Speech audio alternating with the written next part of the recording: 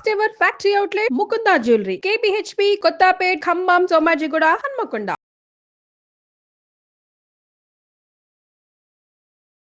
నమస్తే సార్. సూర్యేష్ని తల్లి. సూర్యస్ ఈ రోజు నా డౌట్ మీరు తప్ప ఇంకెవ్వరు క్లియర్ చేయలేరు అనిపిస్తుంది. విటమిన్ డి ఏ రోగానికైనా ఆజ్యం పోసేది ఇదే అంటున్నారు. ఇప్పుడు ఏ టెస్ట్ చేయించుకున్నా విటమిన్ డి లోపం వల్లే అంటున్నారు. అది మనకి వచ్చేది కనిపించే ఆ ప్రత్యక్ష దైవం వల్లే కదా. ఓన్లీ విటమిన్ డి ఏనా సూర్యుడు అంటే, ఇంకేమైనా ఉందా? మంచి ప్రశ్న అమ్మా. నిజంగా అంటే ఇప్పుడు సూర్యోదయం సూర్యాస్తమయాలు జరుగుతున్నాయి. వేరే కంట్రీస్ లో విటమిన్ డి లోపం ఉంది అంటే అక్కడ సూర్యుడు రాడు కాబట్టి అనుకోవచ్చు. కానీ ఇక మరి మనం 365 రోజులు సూర్యోదయం సూర్యాస్తమయాలు చూస్తున్నాం. కానీ మరి మరి మనకు విటమిన్ డి లోపం రావడం అంటే అంటే మరి ఆయన వస్తున్నాడు, ఆయన ఇస్తున్నాడు, కానీ మన శరీరాలు తీసుకోవట్లేదు, గ్రాస్ప్ చేసుకోవట్లేదు. సూర్య కిరణాలలో విటమిన్ డి ఉన్న మాట వాస్తవం. డాక్టర్లు చెప్తున్నారు మెడిసిన్స్ వాడుతూ సూర్యుడికి ఎదురుగుండా ఉండండి. మనం ఉంటున్నాం, ఎండలో తిరుగుతున్నాం, లైట్ పడుతుంది, కానీ డెఫిషియన్సీ వస్తుంది అంటే సంథింగ్ ఏదో లోపం. అది దానికి ప్రధానమైనటువంటి కారణాలు మనం విశ్లేషణ చేసుకోవాలి. దాన్ని పక్కన పెడితే అంటే సూర్యుడు అదొకటేనా, కొన్ని పేర్లు చెప్తాను.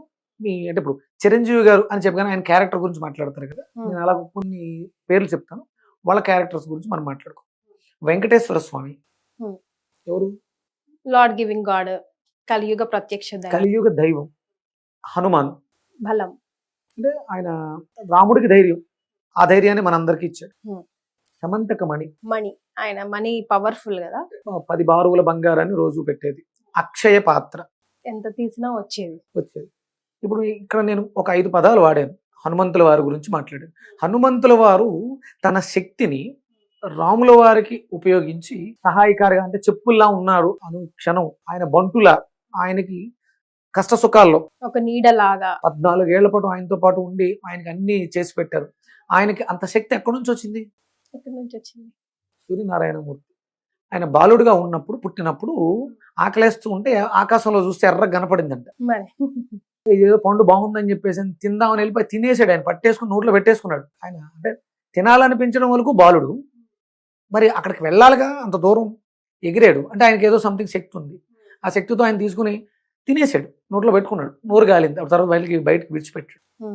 ఆ బాలుడిలో ఉన్నటువంటి ముగ్ధ మనోహర తత్వానికి ఆయన మురిసిపోయాడు సూర్యుడు. అందుకని తన వేడిని తగ్గించుకున్నాడు. లేకపోతే ఆయన్ని తినడం అనేది ఇంపాసిబుల్ కదా.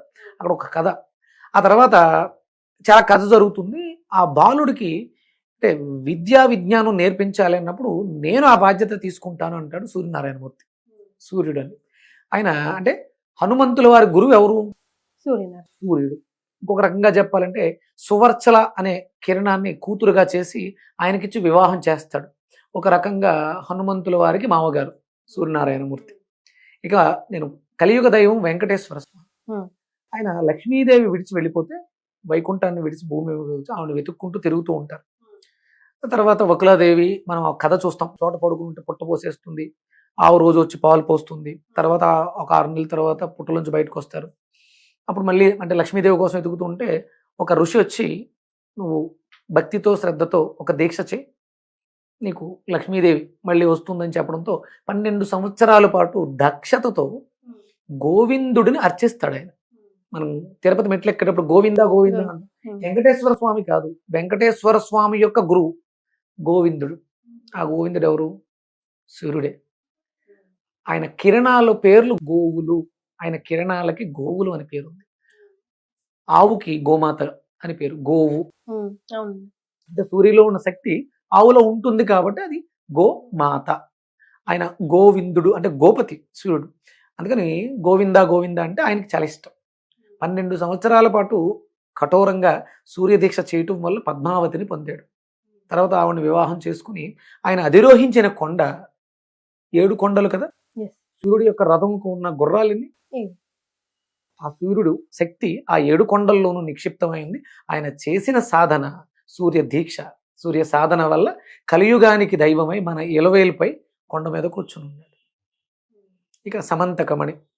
ద్వాపర యుగంలో మీకు ఒక కథ జరుగుతుంది. వినాయక వ్రతకల్పంలో శ్రీకృష్ణ పరమాత్మ అడుగుతాడు, సత్రాజిత్తుడు సూర్య ఉపాసన చేస్తే సమంతకమణిని ఇచ్చింది సూర్యుడే. అది రోజుకి 10 బారువుల బంగారాన్ని పెడుతుంది. అంతకన్నా విలువైంది ఇంకా ఉంటుందమ్మా. ఇక అదే ద్వాపర యుగంలో పాండవులు అరణ్యవాసానికి వెళ్ళినప్పుడు అన్ని కోల్పోయారు. అరణ్యం తిరుగుతూ ఉంటారు. మీరు లేని రాజ్యంలో మేము ఉండలేమని ప్రజలందరూ కూడా ఆయనతో పాటు అడవుల్లోకి వస్తారు. మేమంటే ఏదో కందమూలాలు తిని బతికేస్తాం, మరి మీ అందరికీ పెట్టడానికి నా దగ్గర ఏమో ఉంటుంది అని అన్నప్పుడు ఆయన గురువు గారు చెప్తారు, సూర్యోపాసన చేయి, సూర్యుడే నీకు దారి చూపిస్తాడు అంటే అప్పుడు ఆయన ఒక అక్షయ పాత్ర ఇస్తాడు.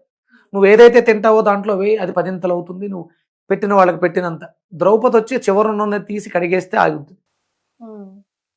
ఇంతకన్నా విలువైనది అంటే ఒక విటమిన్ డి గురించి మనం మాట్లాడుకుంటాం, ఇన్ని విలువైనవి ఎక్కడ ఉన్నాయమ్మా?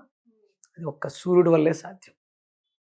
అంటే మనం బ్రతుకున్నాం, విటమిన్ డి మనకి ఎందుకు పని చేయట్లేదు అంటే ఆ జీవం యొక్క శక్తి మనలో లోపించింది, మణిపూరకం పాడైంది. అందుకని ఆ విటమిన్ డిని, ఆయన నుంచి వచ్చే విటమిన్ డిని మన బాడీ రిసీవ్ చేసుకోలేకపోతుంది. సోలార్ ఎనర్జీ ఉంటుందిగా, ఆయనలోంచి వస్తుంది. ఇక్కడ మన దగ్గర సోలార్ ప్లేట్లు బాగోకపోతే ఎక్కడ కరెంట్ తయారవుతుంది? అంతే. అందుకని ఆయనకు అనుసంధానంగా ఉండడానికి సూర్యోదయ పూర్వమే నిద్రలేచి ఆ యోగాసనాలు, చిన్న చిన్న ఆసనాలు, సూర్య నమస్కారాలు చేస్తే మీ సోలార్ ప్లేట్లు మళ్ళీ రెడీ అవుతాయి. ప్రకృతిలో ఉన్నటువంటి ప్రతి శక్తిని మీరు పొందగలుగుతారు.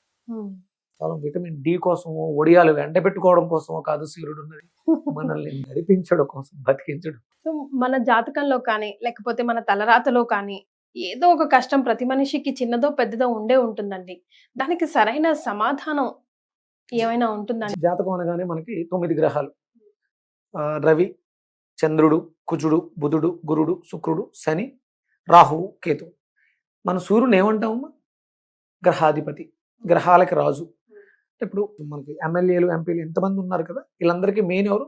Ministers, final prime minister, final గా ప్రెసిడెంట్, అంతే, మోడీ గారు ప్రధానమంత్రి. అలా ఇక్కడ సూర్యనారాయణమూర్తి.